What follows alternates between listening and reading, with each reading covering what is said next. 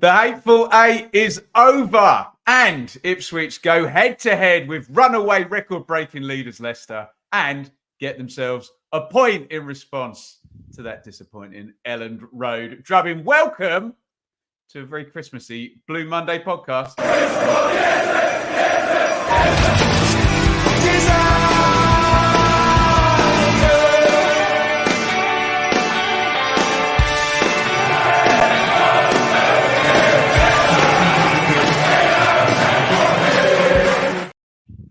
David Diamond, is it possible to deserve a point, but to get it in the 92nd minute with a shot that takes two deflections?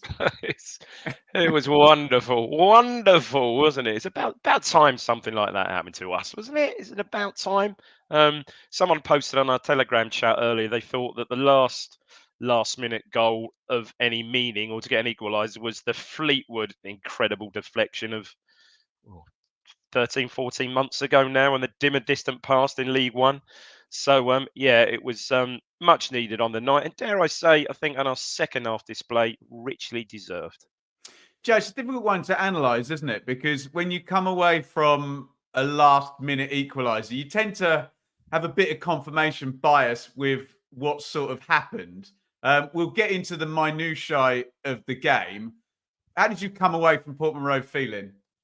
I thought we fully deserved the point that we got there. I think it would have been unjust had we lost that game 1-0. I think it would have been not a travesty, but I think it would have been unfair had we not picked up a point out of that game. And it would have been really frustrating having sort of put in a poor performance on Saturday against Leeds to then lose again and sort of lose back to back. And then all of a sudden the big pressure's on the squad, isn't there? Absolutely. And welcome to the Blue Monday podcast. Merry bloody Christmas, everybody. What? Actually, let's quiz the two guys. What day of the week is it, you two? Tuesday. No, Wednesday. It's Wednesday. It's Wednesday. It is Wednesday. A Christmassy Wednesday. If you are in the chat on a Christmassy Wednesday, welcome. Get your views in. We'll put as many of them up on the screen. We'll go full Q&A. We've done Christmas. We've done the Hateful 8, so you can give the stream a lovely big thumbs up. And if you're listening after the fact, we appreciate you. And Dave, a guy came up to me and said hello yesterday. He said, Ben, you don't know me, but I'm Kev, the guy who way back in the podcast bunker days used to work a night shift and would request that we would upload the podcast. Let's say hello to Kev. And let's say happy birthday to the one, the only. He's with us, but no longer with us. Harry from effing Bath. Someone we're going to be... Do you want to do, Joe, do you want to do Morsey or Scarlet?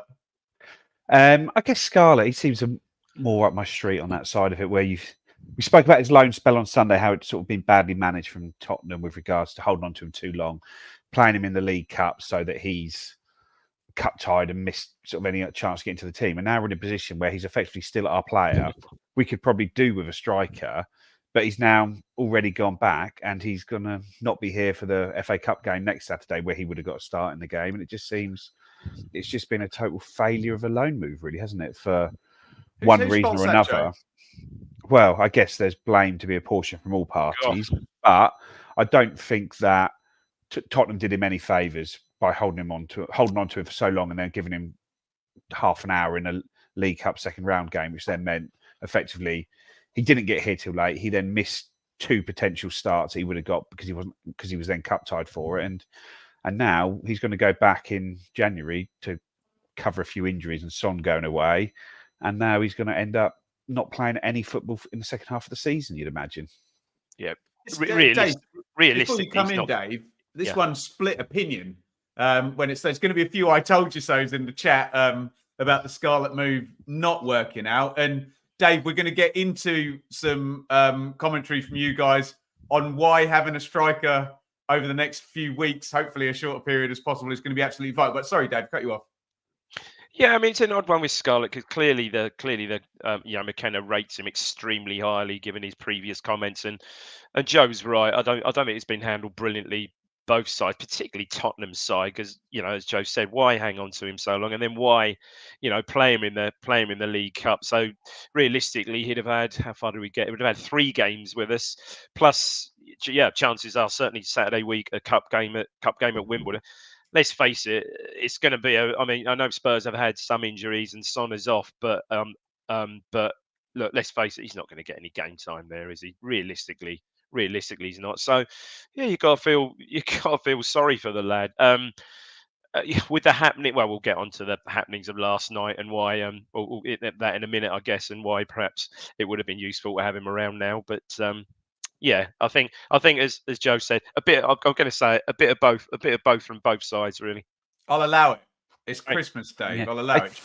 You've gone back early, and there's not really been much comment about it from either the club or him as to why. Where effectively he would, if he was on the bench last night, he'd probably got 70 minutes if he'd have been on the bench last night, and he'd probably get 2 minutes on Friday night, and again at Stoke on Saturday or Monday, whatever day that is, and then he could be recalled. Because at the moment, it's up to us.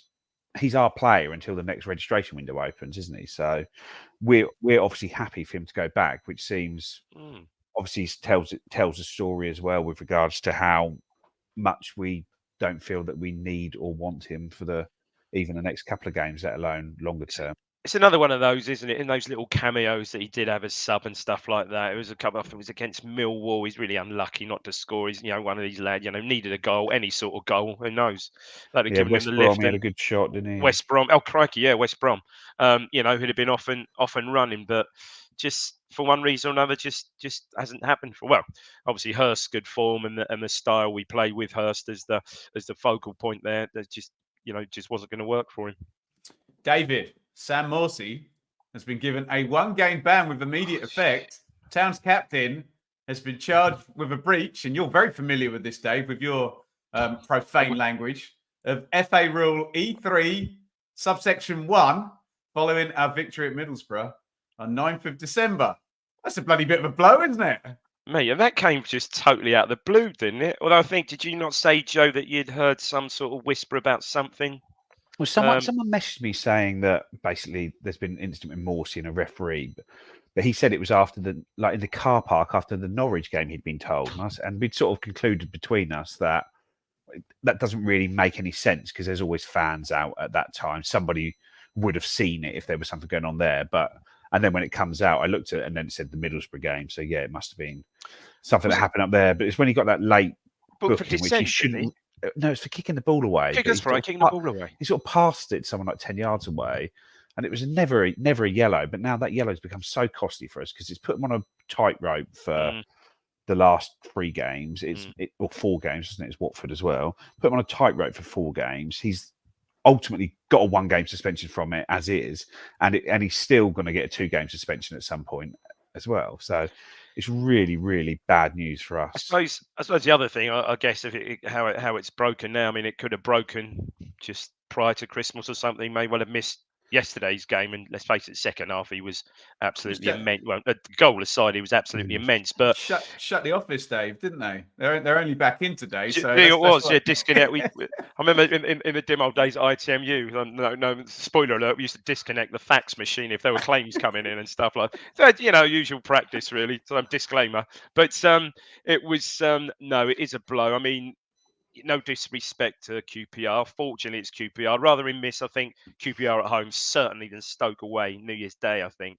So, I mean, well, no doubt we'll get onto this later, but I'm pretty sure we'll see the Taylor Luongo axis in there. I would have thought when he missed Huddersfield, I think Evans played in that game, didn't he? I believe he drafted in Evans for that one.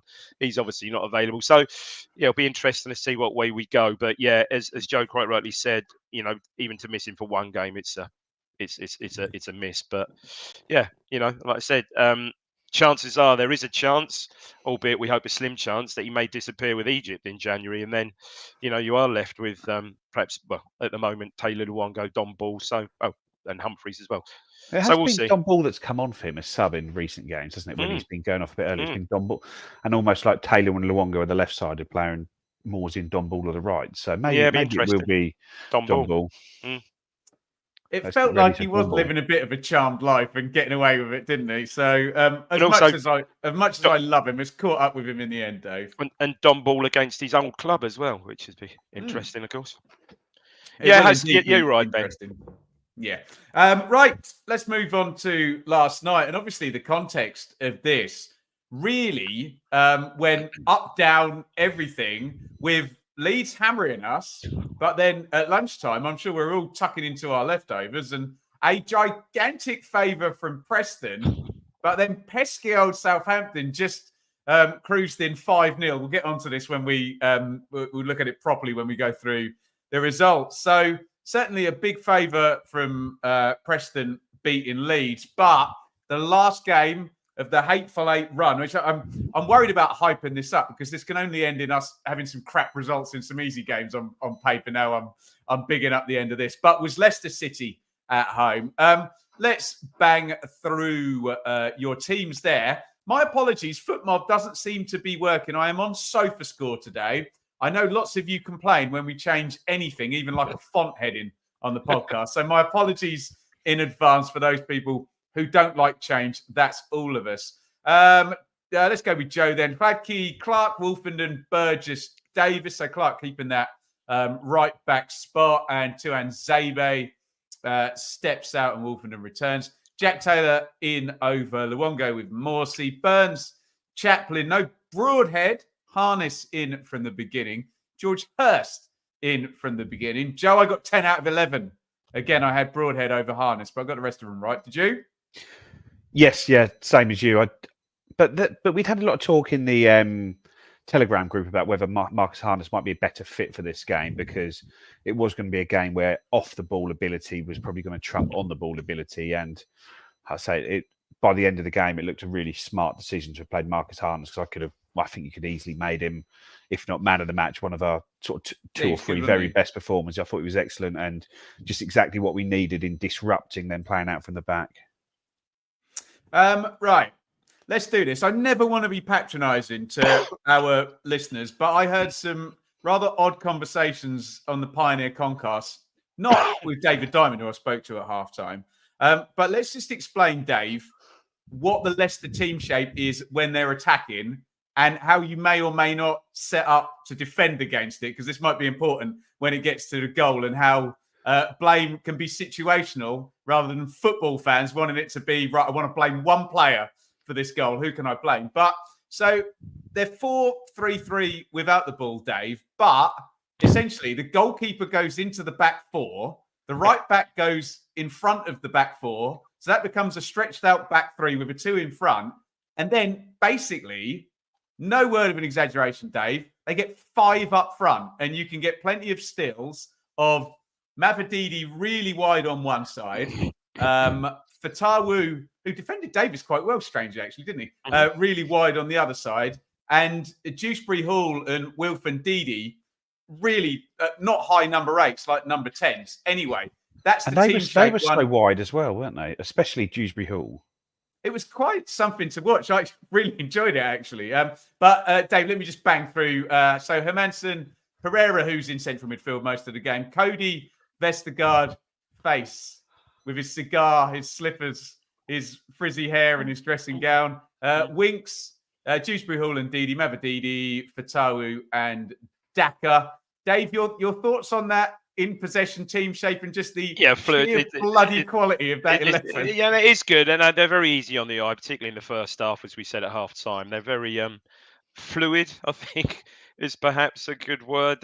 Very, very, like I said, easy on the eye in the transition. And Faust was having a lovely old time on the ball, just getting the ball out of his feet and stroking it across to his other fullback and stuff. So it was, I think I read somewhere Vestergaard's had the most touches of any player in the championship again. But there were signs in that. Well, we get to goals in a minute, but there were signs in the first half that they certainly could be got at. And I think well, look, we'll certainly get onto that. But yes, certainly Faust didn't look that comfortable. The once or twice when Burns did get a chance to run at him. So they were certainly lovely on the eye, easy in possession, but certainly not infallible. Joe, can we just set the context clearly here? I've been saying this all season. I say the same about Southampton, but Leicester even more so. This is not a normal relegated team, even for a year one parachute team. We normally get, Joe, teams that have circled the drain for a while and dropped down, or teams that are yo-yoing. This is the team that's finished 5th in the Premier League twice in the last 5 years, won the FA Cup. If we go back a little bit further, they won the bloody title. And obviously, in a sort of 8-10-year run, have basically accumulated a squad of players that are, in the main, worth 20 to 30 million. So it's a very weird team. Had one bad season in a weird outlier season where all 3 of the promoted teams stay up. Do you agree with my take on Leicester just being an anomaly for this division? Yeah, they looked on paper in the summer. They looked like they could be an anomaly when you looked at the squad, and now you look at the league table, and that they were. You sort of looked at them. It's like, can they be as good as they look on paper? And well, they have been that and better when you look at the sort of flurry of records that they're knocking down by the week. And I say you look at the squad, and I think if that team was in the Europa League, you'd expect them to get probably to the quarterfinal of it, wouldn't you? When you see the central midfield, like indeed he was linked with Barcelona, wasn't he? And Dewsbury-Hall looks like a player who should be playing for a top 8 Liverpool Premier League team. He's been linked that with, sort of team. Mavididi, sort of a funny one because he went away to France and he wasn't one that was mega highly rated, and he's come back and I thought he's looked excellent. But yeah, like Face is a Belgian international, Vestergaard, a Danish international, Cody was in England World Cup squads. Harry Winks played for England a number of times and is like 20 England caps, Joe. 10 million. Yeah, that is not a championship team, is it? That is a serious quality team, and I think it's a measure of how far we've come that we really went toe to toe with them, and we followed. It's probably the 2 best tacticians in the league, and we were. Like Dewsbury-Hall was playing on the flank and Jack Taylor was right out on the flank with him, leaving Sam Morsy with the whole middle of the pitch to look after on his own, which he did admirably. And but there were times when indeed he would run off Morsy's shoulder, and they seemed to switch those 2 because they seemed to notice he could get some joy on that side. And there was there, but I think we had it almost worked out that their left winger, Mavididi, was their player that got free. And our right winger, Wes Burns, was a player that got free, and it was who was going to come up with a big moment, the quality out of those 2 players, wasn't it? And obviously, spoiler alert, in the first half, we know where that went. Well, take me through the goal, Dave. I'm being a bit facetious. We always defend everybody's right to have an opinion, whether that's on the show or in the chat. But I think there's a slight misunderstanding, if I'm not being patronising, about what was actually happening. Joe's categorized it quite well. Dave, when they were playing through and Hermansson setting up the attacks, genuinely, you didn't know where to shift your team, and they were able to switch one side to the other. And just before the goal, Dave, 2 or 3 times, you saw if they passed through that first line of press and switched the play, we are massively open on either side. And before you answer quickly, Dave, I said to the bloke next to me, what would Mick McCarthy do setting up against these wide players here? Where would the right midfield be there? And I'm quite pro what we're doing because I know what the alternative would be in the defensive setup. But Dave, talk to me about the goal. Sorry, I've waffled on. Yeah, I mean, it's again, there's some position around the back 4. I think probably Faust passes it, no doubt, to Vestergaard, who then finds Cody. And it's a good ball, isn't it? It's a proper, meaningful ball. He drives it into, I think it's this... who's he driving? I'm trying to think. Daka, isn't he? Yeah, Patson Daka, I think. Who spins? It's an odd one because he kind of spins. He kind of spins Burgess, but Burgess almost seems he's not really tight to him. He almost seems distracted by, I think, Ndidi, who's perhaps just run off him a bit. It's quite an odd one. So I thought when I saw it in real time, I thought, bloody hell, what a turn that is. But it's not really because sort of Burgess sort of like is half caught between him and Ndidi. And then you're right, yeah. We're obviously narrow. Clark has followed a run inside, and as soon as the ball was switched wide to Mavididi, he's on the apex, on the edge of the 18-yard box, left side. Just gets it out of his feet, cleverly uses Clark as a shield, and bends it in. I won't say bends it in the far corner because I know you're not going to have that. But yeah, bends it in. No, Dave. Sorry, you've nailed it by saying he uses Clark to one side. Yeah, he does. So I think having watched it back, I was a bit cross at halftime, ladies and gentlemen, with Fladkey. But having watched it back, Dave's totally right. He stitches Fladkey up. And you know Mavididi's got that shot where he gives it the eyes to the far corner and then goes in the other corner anyway. It's a quality strike. I saw the Sky after I taped it and recorded it and watched it on Sky. I've watched it back on Sky. Just really see the comments on it. And Schwarzer thought came across quite well, having a goalkeeper summarised it. And he he basically said he thought his starting position perhaps wasn't great. Perhaps he's with a mind that perhaps Mavididi is so good he could go either way. He didn't want it to whip it inside the near post. So perhaps his weight favoured his right side. And by the time he took his shot, it was perhaps too late. And again, he was perhaps unsighted by Clark. And also he said perhaps, in his opinion, Flecky could have gone with his top hand rather than his bottom hand. But I mean, I think they're small points. I think you just got to look at it. It's a very good goal, really. What's your take, Joe? Yeah, similar to Dave, really. And there was another point in the Telegram. I think Kevin Ellis in the Telegram said also, sort of from the start of it, Marcus Harness sort of goes to press at the start of it when he's got no one near him. So effectively, he's easily passed around because he goes to press on his own. So effectively, that opens it up. Then Burgess goes. Indeedy's run off Morsey. Yeah. Clark comes in. Burns isn't able to get back with Mavididi. And I think like any goal you can see is generally a team issue, isn't it? Where the team has been pulled apart slightly. And when we look at the way we play, and you see Wes Burns getting loads of room down the right, Leif Davis popping up as a spare man on the left when he make a lung busting run.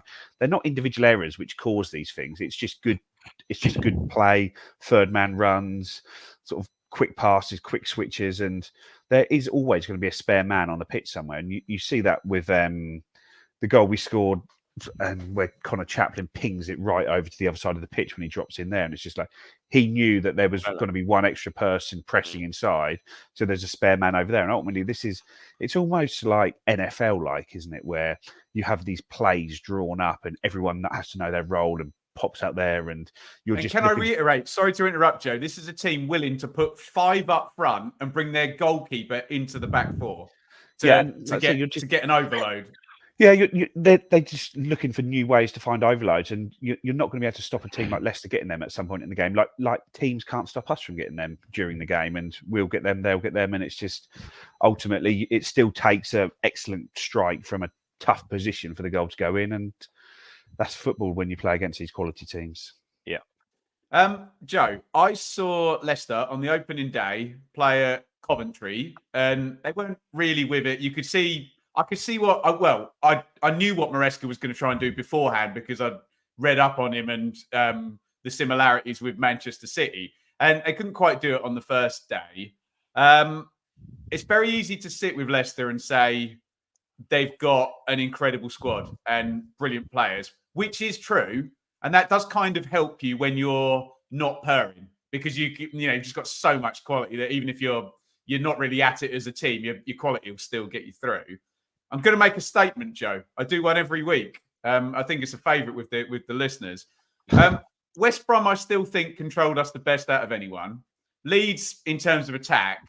But for about 10, 15 minutes in that first half, I thought Leicester were really good. Really, really good in terms of the questions they were asking us and the way they set up. And I think in possession and patterns of play, I know we're spoiled with ours.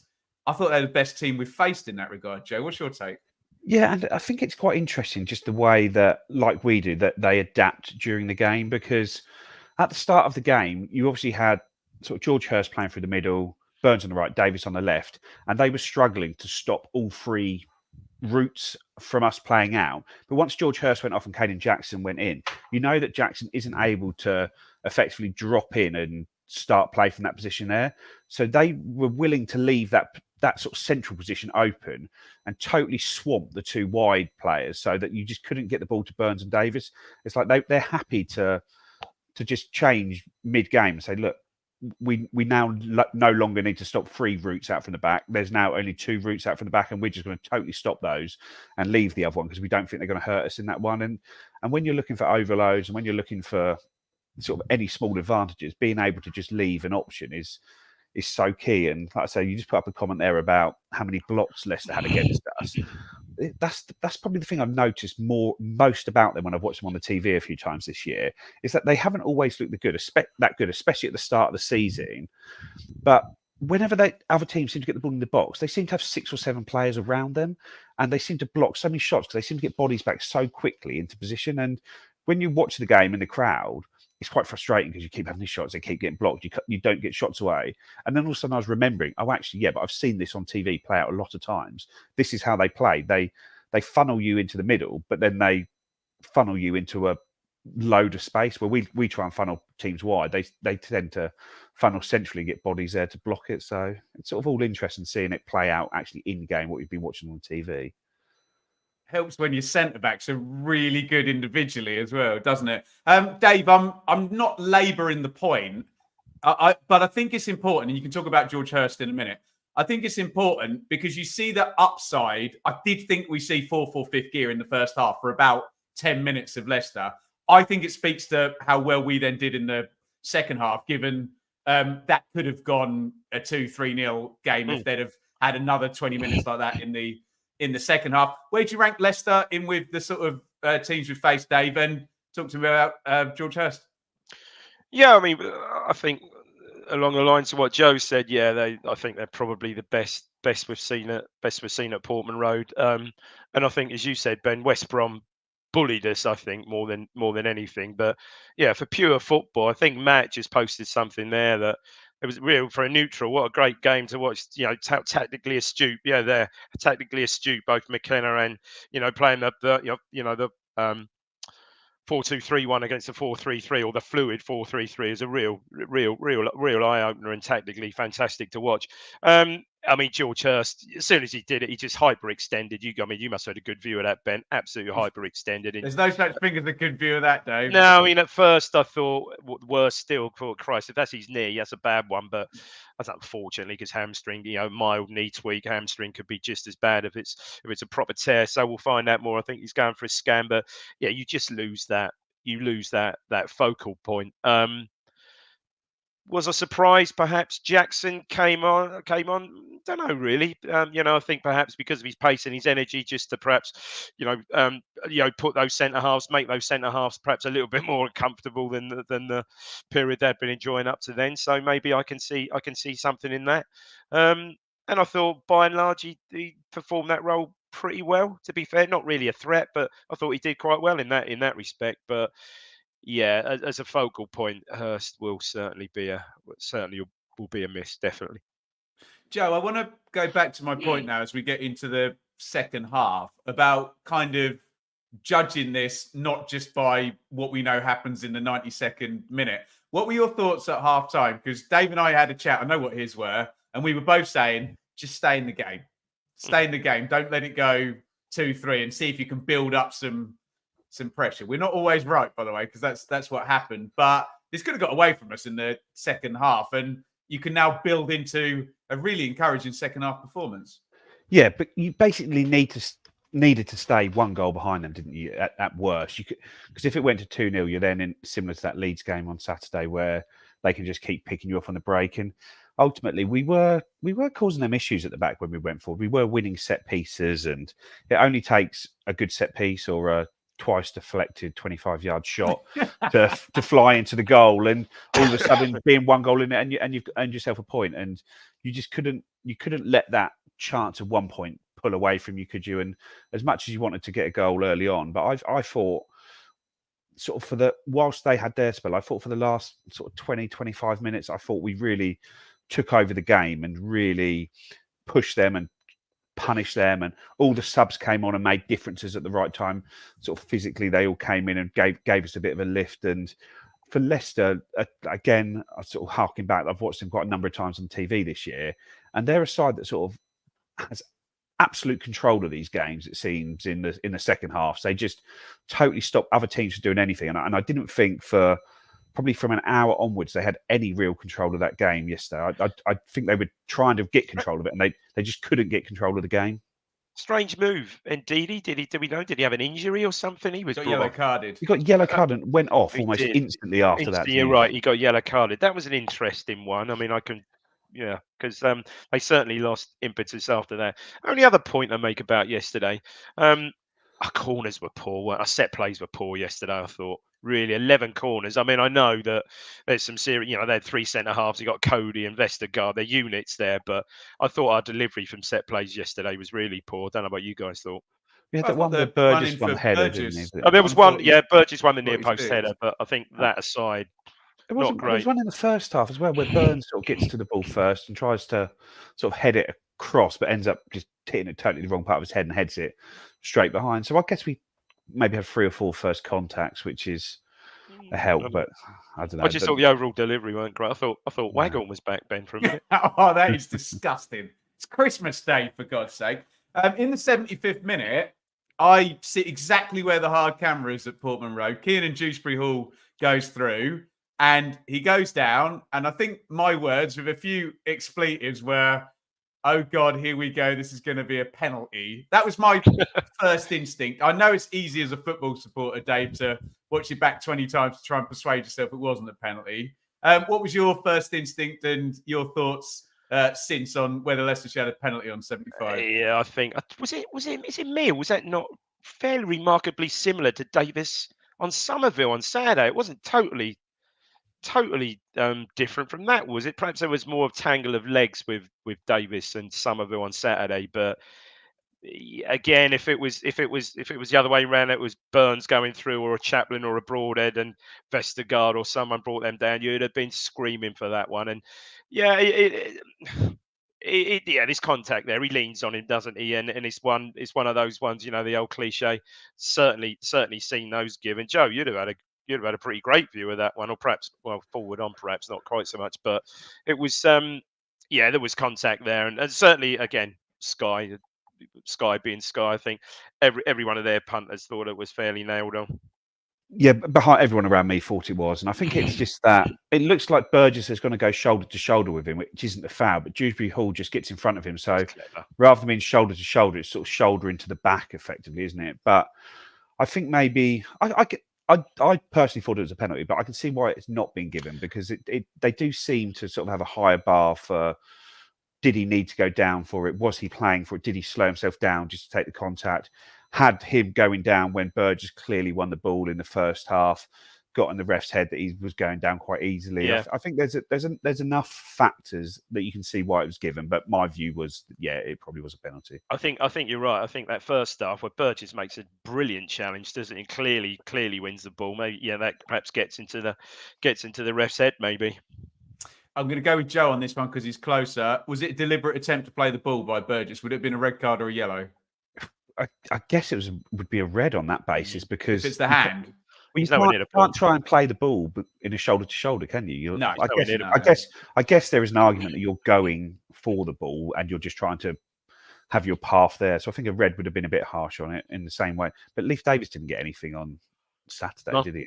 That was could have easily been seen in the same vein. But yeah, I would have been surprised had a red come out as well. But I guess it's hard to know exactly how that double jeopardy rule works.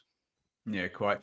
So you've already mentioned the subs, guys. So we get Broadhead, Hutchinson, and Luongo in around the 80-minute mark, and Ladapo in.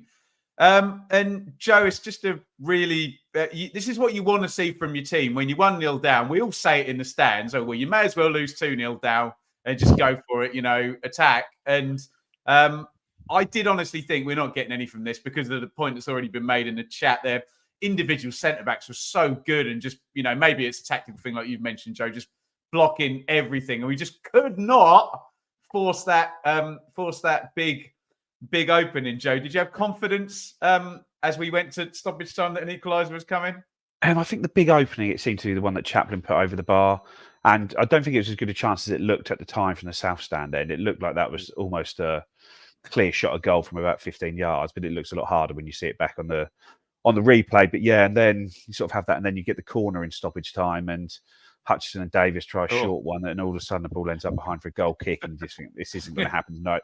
We really deserve something, but it isn't going to happen. And then I say it's fairly unlikely that Cassidy that came on for them instead of Ndidi was a real drop off in quality, wasn't he? And I think he's the one that sort of ends up giving the ball away for it to go out to the throw, and then Morsey turns him quite easily and just drives to the ball. But yeah, a left foot swinger from there. It really was a swinger, wasn't it? You don't expect that to go in, but as soon as it hits the defender's head, you can see the keeper on the other side of the goal, and it's just going in. Yeah, it was. Dave? Yeah, no, exactly. I mean, what I would say, the subs made hell of a difference. I thought last night, it just gave the team that extra lift again, didn't it? Luongo, I think, not that Taylor had a bad game, and Taylor was certainly one that improved as the game went on. 1 or 2 driving runs from midfield, but I thought Luongo came on, and again, got hold of the ball again. We started to get a little bit more control. And Hutchinson as well, that short corner aside, Hutchinson did very well. Got round face, once or twice. So, and Broadhead had a good chance again, didn't he? Some great interplay there. And Broadhead, I think he gets that back on his right foot. He probably slots that in the far corner, but slips. So the sub certainly, I think, made a difference. But certainly a left foot swinger. And what's the old sound? I think Hermanson would have thrown his cap on it had it gone through to him. But yeah, there you go. So, happy days. 93+1. Oh my word! And the crowd erupted. Do we need to keep quiet about celebrating draws, Joe, after comments made on this very same podcast in the past couple of weeks?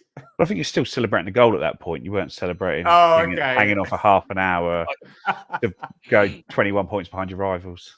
Dear. It was a context last night, wasn't it? I think it was a relief. You didn't want to go, lose those two games without scoring as well. And bubbles burst, bubbles gone, they've gone. This is it. Just wait for it. We knew it was coming. But that, I think, in the overall scheme of things, will prove to be a really, really important point last night. Final summings up on Leicester, Joe? Yeah, just a good game. A game that we got out of it what we deserved, and I think it was a performance as well that should really make people sit up and take note that we're not going anywhere this year. And I think there was good performance all over the pitch, but I think especially one noted about was sort of how good Luke Wolfenden was last night, playing in that centre role, effectively just being there against that team in transition, just stopping everything and being everywhere and passing from the back. I thought that was a real sit up and be noticed performance by him, and that would have, like I say, he looked every inch of Premier League defender, I thought, last night, and that's probably the best he's played. When he almost needs to be really pushed to play better, doesn't he? And I thought he was really on his game last night. Dave, I think they'll win the league at a canter. There's no doubt about that. How can they not? If they don't, something's gone severely wrong there. Yeah, but Dave, bit of messaging I thought from Kieran McKenna. I think he sounded a bit fed up of people saying that he should have been more defensive at Leeds, and was very keen in all of his post-match interviews, and I have listened to all of them, to say, no, this is the way we want to play, and that's vindication because we did it against Leicester and we've got a point. Absolutely superbly well. I think brave with the ball, brave on the ball is the phrase, and we certainly were right through the piece last night. Absolutely brilliant. I mean, there were times in the second half when you think surely we're not going to play. Surely, like he's got to chip it into midfield here, or try and chip it to Jackson or something like that. Get Naylor on. Absolutely. Hladky was running back to our own goal, and then he just does a sort of left foot nutmeg through the striker. There it is. Then comes back and picks the ball up again on the other side, and it's just ridiculous. And one where he sort of saves it from going out for the corner, and he's sort of diving there. He's just. I thought, considering Hermanson has been so highly rated and has had a really good season for Leicester, but it was a £7-8 million goalkeeper.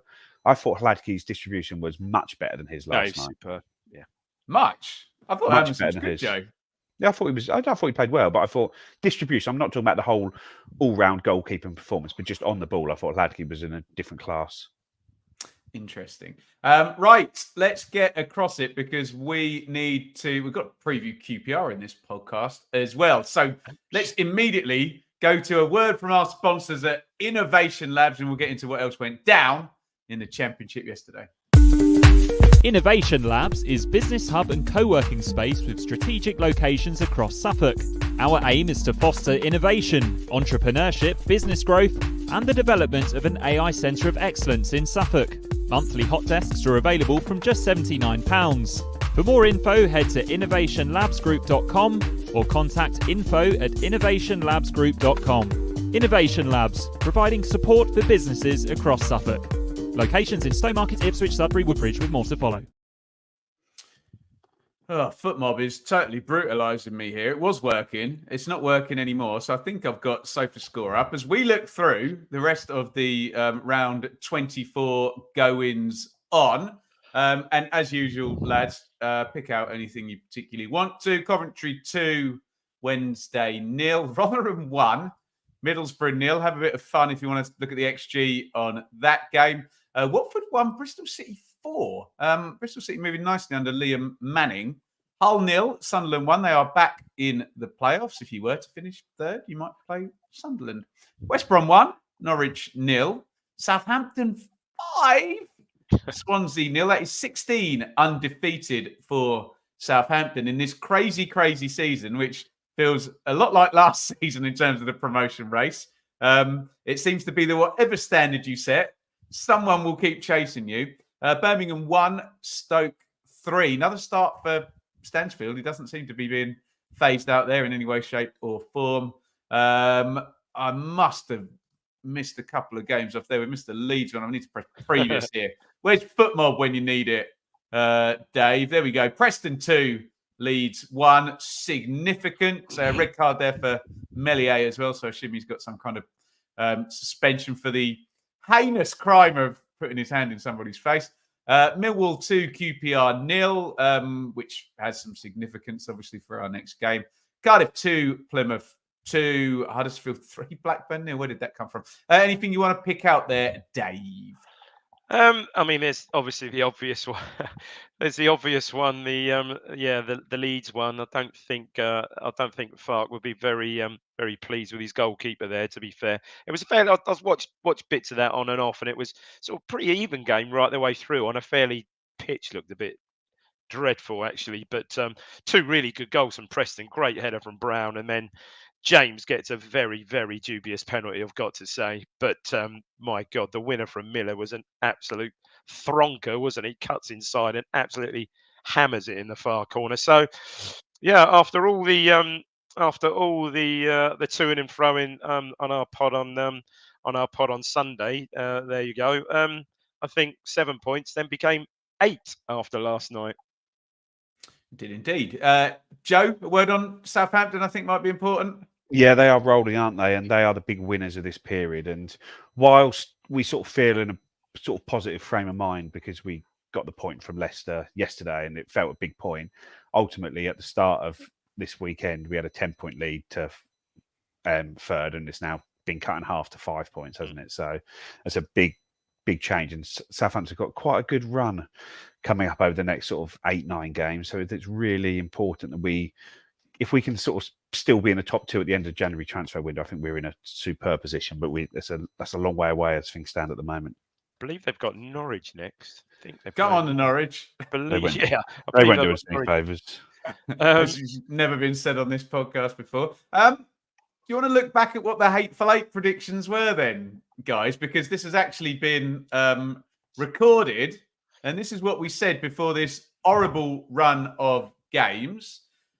So we, in the end, did score 14 points. So you can see I'm out by 2 there, underestimated it. So I'm happy.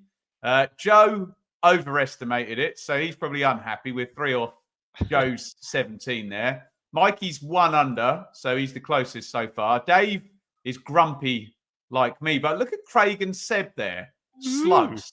Look at it. They've both got it right there. 14 points. They're 1.8 per game. Richard is 1 off as well. I know football's not played on paper. It's played on grass, Dave. But we have literally, apart from Southampton, played all of the parachute teams in this run, Dave. And we've played away at Watford, Middlesbrough, West Brom and Leeds. So you get these blooming Luddites that I just want to swear at that go, you play every team twice, blah, blah, blah. It's like, well, yeah, but if you get horrible runs, you can really, really lose momentum there. So really pleased to have this over, Dave. Yeah, absolutely superb. I mean, I think those 4 wins that was the real character of the side after the really, let's face it, the disappointing result against West Brom where we were completely really outplayed and, as we said, bullied perhaps out of that game. I think we sat on this pod on that Sunday saying, "God, these next 2 games are important. They're very winnable games," which I think it was Millwall and Coventry at home, wasn't it?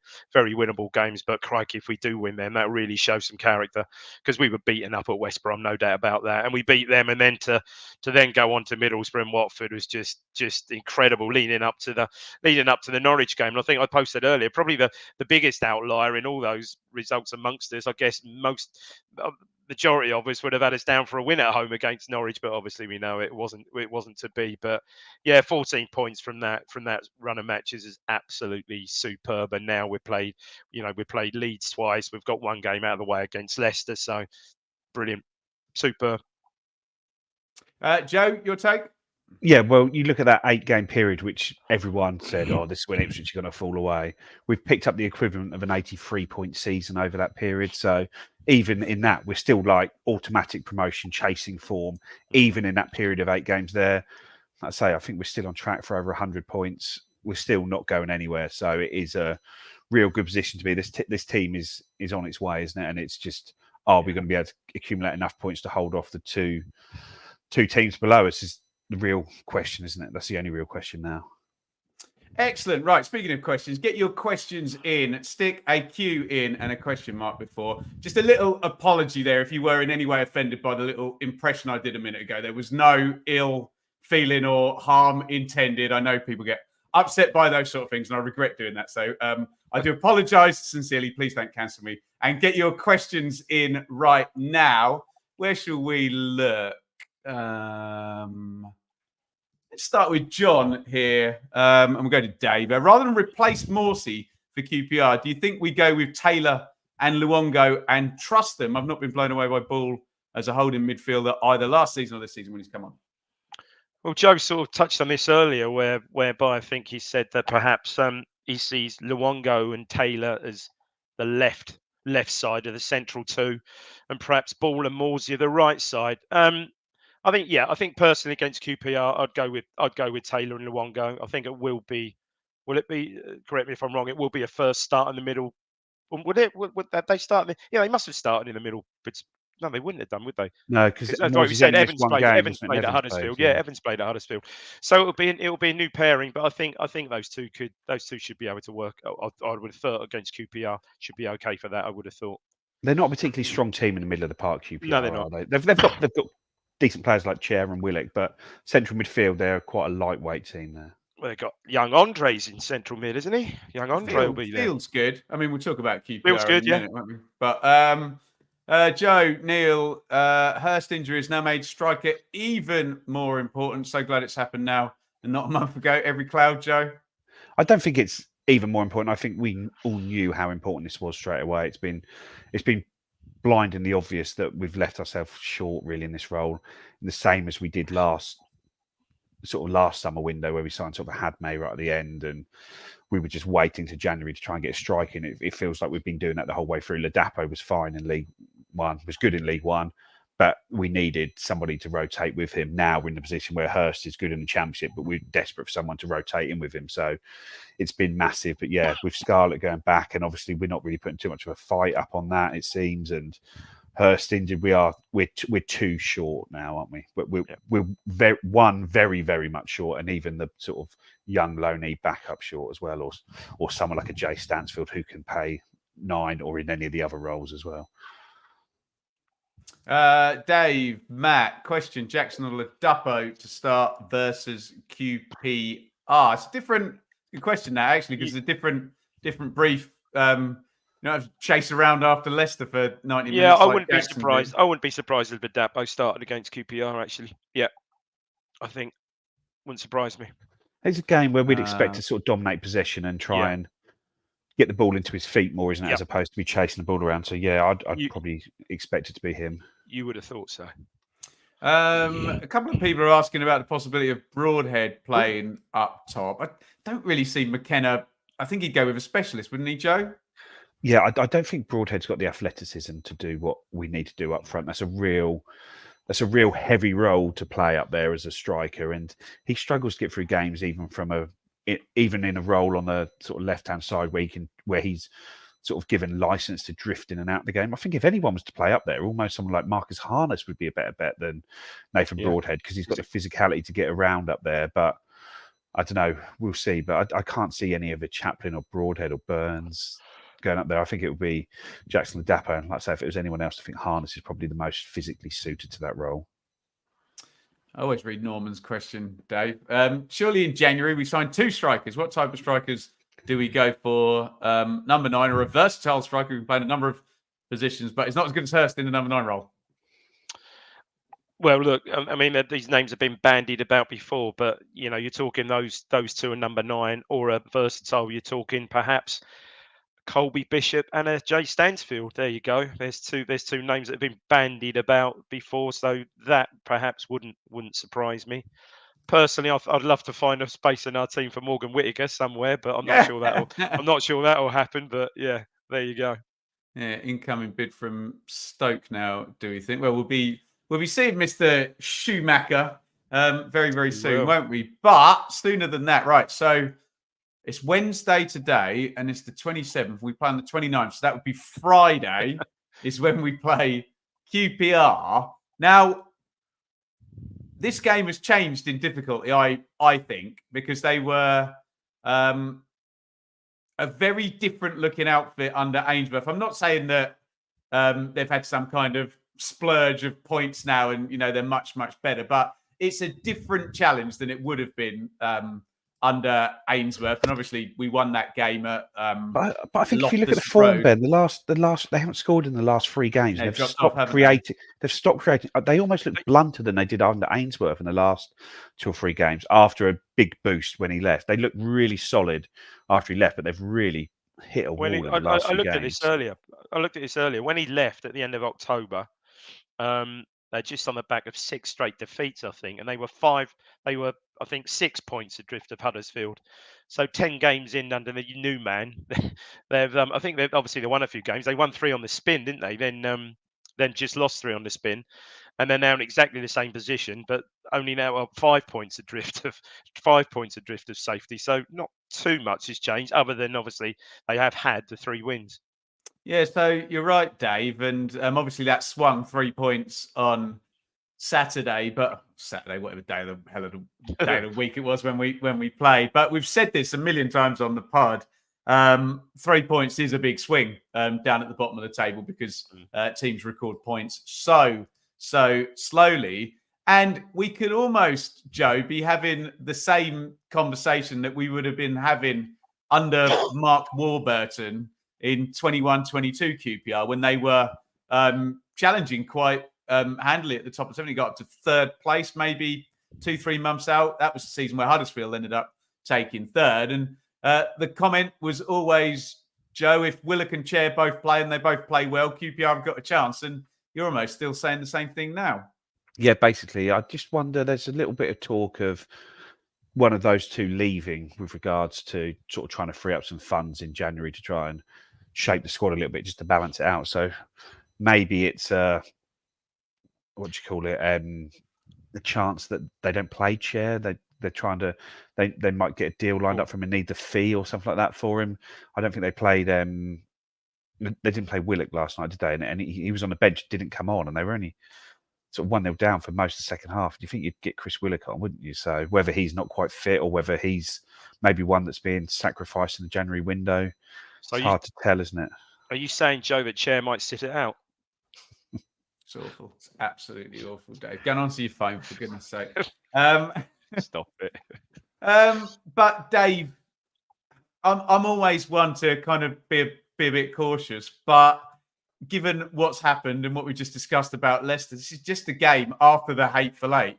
You just have to win this game now, don't you? Yeah, any old messy old 1-0, any old win will do, won't it? Yeah, especially without our talisman of a captain. Yeah, absolutely. Yeah, I mean, it's quite interesting with QPR. Yeah, Willock's just hasn't been a regular, has he? Whether he has had, I'm not sure whether he has had. Seb should be sitting there, shouldn't he? With his intrinsic forensic research, but whether he's been injured or I don't know. But he's certainly been in and out of the team. And I saw Armstrong was fit, who causes no end of problems at Loftus Road. He was on the bench yesterday. Interesting enough, both didn't come on yesterday. So they've got Willock on the bench, Armstrong on the bench. Both didn't come off the bench at all at Millwall. So that was a bit odd in itself, I thought, when looking back at what happened yesterday. But there is a threat. I mean, that Chair is a really, really talented. I quite like, as you said, I quite like Field. And the other, is it Smith? The other wide midfield. Always looks quite Paul Smith, isn't it? Yeah. Yeah, always looks quite useful to me. So And you know what Dizell's about. He's got to, give him time. He's got to pass, hasn't he? He's got awareness. He's got vision. So it's not going to be, again, with that old cliche in the Championship, no game's an easy game. It's not going to be an easy game, but I think on paper it's a game I'd expect us to win. But looking at their side, they've certainly got players in that squad that can cause problems. Joe, what's your 11 for this one then? I'd probably keep it as much the same as you can do across the back of the pitch. Maybe a chance Brandon Williams might come in. He hasn't had a game for a little while, but I expect him not to. I expect to see Harry Clark play. And then I would probably go Luongo and Taylor, but I could understand going Ball and Taylor or Ball and Luongo in there. And maybe you want Broadhead to come back in because this is a game where you need to try and pick them as opposed to press them, which Harness did so well, and maybe a game even for Hutchinson to give Burns a rest. So it's one of those ones where I could see quite a few changes as we try and manage the squad through this period. But I think we should have enough to beat them. But it's like you say, this is the Championship now. This isn't League One. When you're playing the bottom teams in this league, you look and you see, like I say, if you see Ilias Chair and Chris Willick on the opposition team sheet, you know you're not in for an easy game. No, and I think with Morsey not. I think Luongo, and especially as he didn't start, Luongo's sure to start, isn't he? I think it's just whoever plays alongside him. I wonder if you go Ball and Luongo, 2 ex-QPR players, just to there you go. Sort of have that little bit of extra. I remember QPR beating us when Holloway was the manager and Luongo playing quite well. Where does this stand, Joe, on your rotation scale? Because you're normally talking about the middle game of the 3, but it's like we've got 4 here now, so there could be a big rotate, couldn't they, before the trip to Stoke?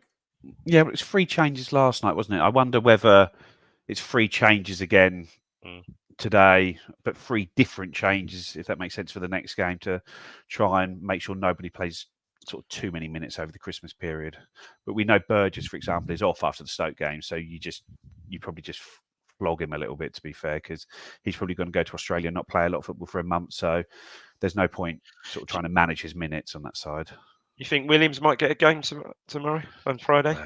It's difficult to know what's going on with him at the moment, isn't there? Because he seems to be in 1 minute and out the next, and he's been out for quite a long time. And Harry Clark's taken his opportunity, I think. So I don't personally see Williams coming back in, but I wouldn't be surprised by anything really in this.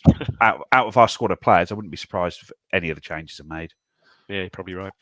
Yeah, it's weird because we've been talking about this hard run of games, Dave, but I'm still feeling just need to get through to the end of the Stoke game, and you get we said at time looking ahead of the last international break that the FA Cup weekend is almost like another international break. So even though you've run through this run of 8 hard games, still get through this next 2 and. The challenge is 4 to 6 points, isn't it, Dave? I think so. Get through. You've got the Wimbledon game, which it's the FA Cup, but we've seen the sides we can put out in the Carabao Cup. That it's going to be whatever side we put out is going to be competitive and should be good enough for there.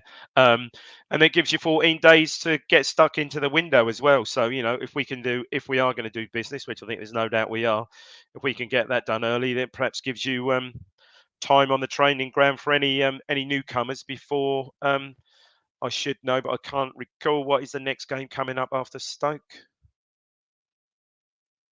Someone will shout. Someone will just put it down there in a minute. It's a big silence. I think Joe's going to get there first, being Zion foot mob today. And my internet's on the go today, but it is. Ben confiscated my phone. I confiscated your phone, Dave. Yeah, it did. It's Sunderland at home. Oh yeah, yeah. And then back to Leicester. And then Leicester again, isn't it? Yeah, crikey. Doesn't get any easier, does it? There we go. Right, guys, I think that'll just about do us for our pod for today. Now, what is the schedule here? Because we've got another show tomorrow. No. Are we going out after the QPR game? I can't even remember what we agreed. Yeah, I think we're going out after the QPR game. Yeah, it's a post-match after QPR, yeah. There we go. Right, live post-match reaction after the full-time whistle at QPR. And then on the 2nd, we'll do the same thing. So we've basically got 3 shows like this in a row where, because we're so thick and fast at this time of year, we're having to review a game, preview a game, and on to the next, on to the next, on to the next. There we go. Guys, I'm sure we'll reflect. There's, one more game on this magnificent year. And we've done plenty of that already. But Joe, last word from you with one game of 2023 to go. What a year.